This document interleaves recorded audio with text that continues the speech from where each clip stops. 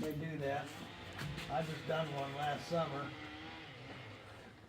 I had to take the whole hood off, radiator out, and took the whole front motor apart just to fix it.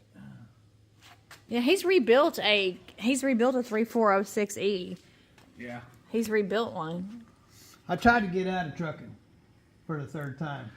All I can tell you is I've logged my whole life, had my own log truck, and I ain't never worked on a truck as much as I've worked on a dump truck. Oh, really? And it's just these roads ain't fit for a horse and buggy. Yeah, that's what's happening to this is rocks. Yeah. Just beating it. Yeah. That looks good. And it's not firing on the #1 cylinder. Other than that, everything else looks great. Well, isn't that a concern that it's not firing on? Well, it's got an injector down. It's not firing. That's what that means. That's not. See, diesel motors work off of 3 things: compression, diesel, and air.